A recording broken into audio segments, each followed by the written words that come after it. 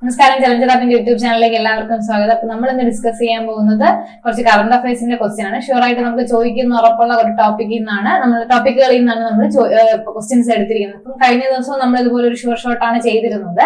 അപ്പൊ ഇന്ന് എന്ത് ചെയ്യും, ഇനി മുതൽ നമ്മൾ വീക്ക്ലി ഒക്കെ ഓരോ ഷുവർ ഷോട്ട് വെച്ച് ചെയ്യും. അപ്പൊ നിങ്ങൾ മന്ത്ലി കറണ്ട് അഫയേഴ്സിൽ ഇതൊക്കെ പഠിച്ചിട്ടുള്ളതായിരിക്കും. അപ്പൊ എന്ത് ചെയ്യാ, ഇനി കുറച്ചുകൂടി നമുക്കൊന്ന് കേൾക്കുമ്പോൾ ക്വസ്റ്റ്യൻസ് ഒക്കെ ഒന്ന് കേൾക്കുമ്പോൾ നിങ്ങളുടെ ഓർമ്മയിലിരിക്കും. മന്ത്ലി കറണ്ട് അഫയേഴ്സ് നിങ്ങൾ നോക്കണം കേട്ടോ. എല്ലാ മന്ത്ലി നോക്കിയതിന് ശേഷം മാത്രമേ നോക്കുക. അപ്പൊ കുറച്ചുകൂടി ഓർമ്മയിരിക്കും. ചിലപ്പോൾ മന്ത്ലി കറണ്ട് അഫയേഴ്സിൽ പറയാത്ത ക്വസ്റ്റ്യൻസും ഇതിൽ ഉൾപ്പെടുത്തിയിട്ടുണ്ട്. നമ്മൾ കറണ്ട് അഫയേഴ്സിൽ ചോദിക്കുമെന്ന് ഉറപ്പുള്ള കുറച്ച് ക്വസ്റ്റ്യൻസ് ആണ് എടുത്തിട്ടുള്ളത്. കഴിഞ്ഞ ദിവസവും ഇത് തന്നെയാണ് നമ്മൾ നോക്കിയത്. പിന്നെയുള്ള ദിവസങ്ങളിലും കുറച്ചുകൂടി കറണ്ട് അഫയേഴ്സിന് ഇമ്പോർട്ടൻസ് കൊടുത്തിട്ടുള്ള വീഡിയോസ് ആണ് നമ്മൾ ചെയ്യുന്നത്. അപ്പൊ എന്ത് ചെയ്യുക, നമ്മുടെ ചാനൽ ഇതുവരെയും സബ്സ്ക്രൈബ് ചെയ്യാത്തവരുണ്ടെങ്കിൽ ചാനലിലൂടെ ഒന്ന് സബ്സ്ക്രൈബ് ചെയ്യുക. പിന്നെ നമ്മുടെ വെബ്സൈറ്റിലെ ലിങ്ക് താഴെ കൊടുത്തിട്ടുണ്ട്. അപ്പൊ നമ്മൾ ആപ്പ് കൂടെ ഒന്ന് ചലഞ്ചർ ആപ്പ് കൂടെ ഒന്ന് ഡൗൺലോഡ് ചെയ്യുക. ഓക്കെ, നമുക്ക് ക്വസ്റ്റ്യൻസിലേക്ക് പോവാം.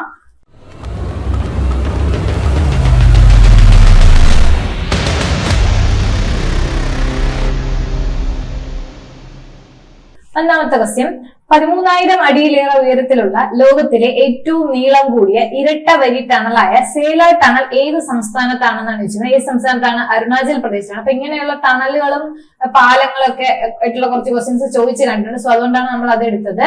അപ്പൊ എന്ത് ചെയ്യുക, അതെവിടെയാണ്? അരുണാചൽ പ്രദേശിലാണ് വരുന്നത്. ഇതിൽ കുറച്ച് ക്വസ്റ്റ്യൻസ് ഉണ്ട്, നമ്മൾ വേഗം പറഞ്ഞു പോകും. നിങ്ങൾ എന്ത് ചെയ്യുക, ഒരു തവണയോ രണ്ട് തവണയോ കേൾക്കുമ്പോൾ നിങ്ങൾക്ക് ആൻസർ മനസ്സിലിരിക്കും. ഓക്കെ, അപ്പൊ അടുത്ത ക്വസ്റ്റ്യനിലേക്ക് പോവുകയാണ്.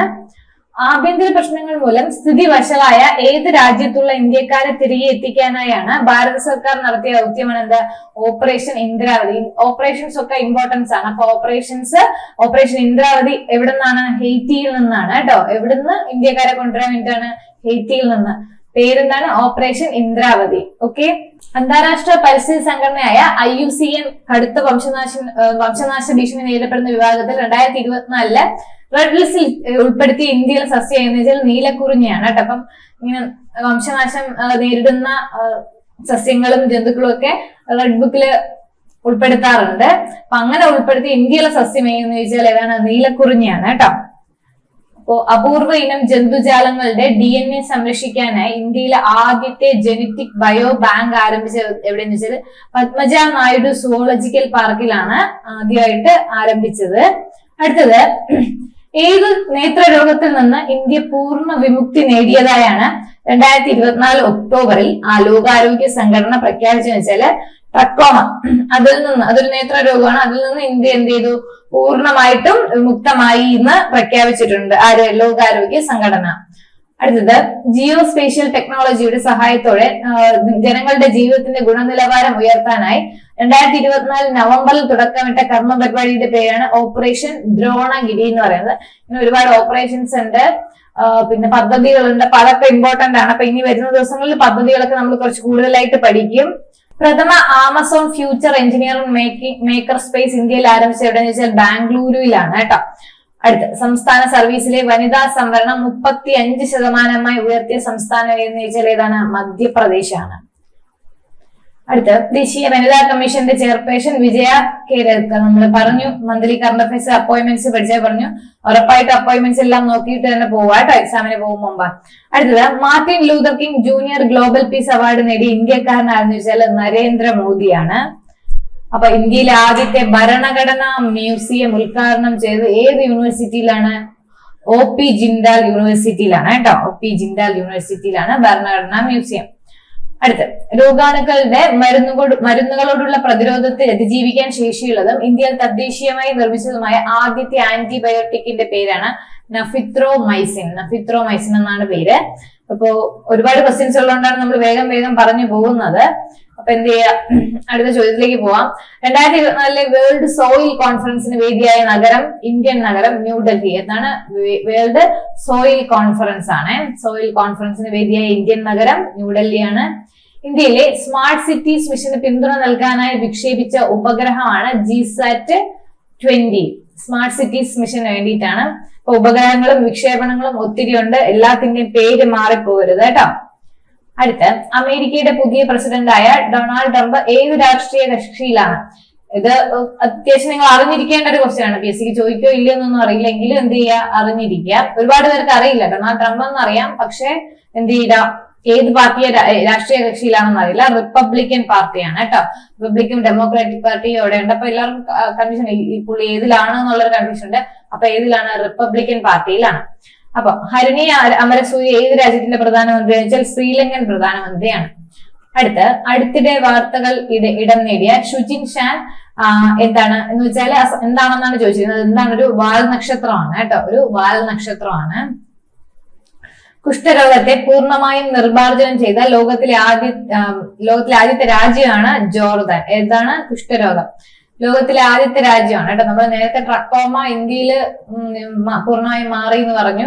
അതുപോലെ ഒരു രോഗമാണ് പൂർണ്ണമായിട്ടും നിർമ്മാർജ്ജനം ലോകത്ത് ചെയ്ത ആദ്യത്തെ രാജ്യമാണ് ജോർദാൻ എന്ന് പറയുന്നത്. അടുത്ത 2026 കോമൺവെൽത്ത് ഗെയിംസിന്റെ വേദി എവിടെയെന്ന് വെച്ചാൽ ഗ്ലാസ്ഗോ ആണ്. ഗ്ലാസ്ഗോ.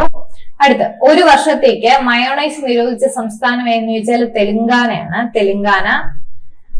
പിന്നെ അടുത്ത് മെയിൻ ആയിട്ട് നോക്കാനുള്ളത് ദേശീയ മനുഷ്യാവകാശ കമ്മീഷന്റെ ചെയർമാനാണ് ജസ്റ്റിസ് വി സുബ്രഹ്മണ്യൻ. അപ്പൊ ഇങ്ങനെ എല്ലാത്തിന്റെയും പദവികളും ചെയർമാനും അറിയണമെന്നുള്ളവർ എന്ത് ചെയ്യുക, നമ്മൾ ഇന്ത്യൻ പദവികളെന്നും കേരള പദവികളെന്നും 2 വീഡിയോ ചെയ്തിട്ടുണ്ട്, അപ്ഡേറ്റഡ് ആയിട്ടുള്ളത് ഒരാഴ്ച മുന്നേ ഒക്കെ ചെയ്തതാണ്.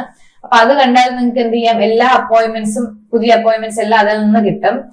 പിന്നെ ലോക്സഭയുടെ ഇപ്പോഴത്തെ സ്പീക്കർ ആരെന്ന് ചോദിച്ചാൽ ഓം ബിർളയാണ്. ഇന്ത്യയുടെ ഉപരാഷ്ട്രപതി ജഗ്ദീപ് ധൻകർ ആണ്. അടുത്ത 2024 ഫെബ്രുവരിയിൽ ഇന്ത്യയുടെ പുതിയ ലോക്പാൽ ചെയർമാനായി നിയമിതനായത് അജയ് മണിക്റാവു ഖാൻവിൽക്കർ ആണ്. അജയ് മണിക്റാവു ഖാൻവിൽക്കർ. പിന്നെ എന്താണ്, 2024 പാരീസ് ഒളിമ്പിക്സിൽ ഇന്ത്യ നേടിയ ആകെ മെഡലുകൾ എത്രയെന്ന് വെച്ചാൽ 6 ആണ്. 1 വെള്ളിയും 5 വെങ്കലവുമാണ് കേട്ടോ. 5 വെങ്കലമാണ്. ഇന്ത്യയുടെ സ്ഥാനം 71ാമതാണ്.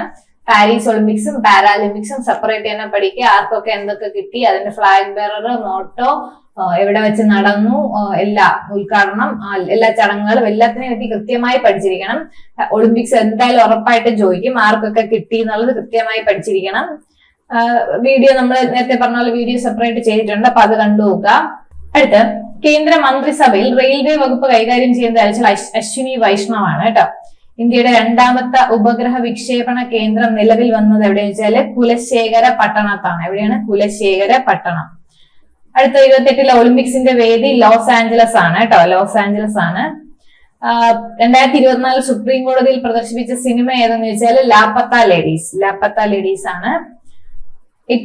ലോകത്തെ ഏറ്റവും വലിയ അന്തർദേശീയ നാവിക പ്രകടനമായ റിംപാക് 2024 ഗൺഫയർ മത്സരത്തിൽ വിജയിച്ച ഇന്ത്യൻ നാവികസേന കപ്പലാണ് INS ശിവാലിക് എന്ന് പറയുന്നത്.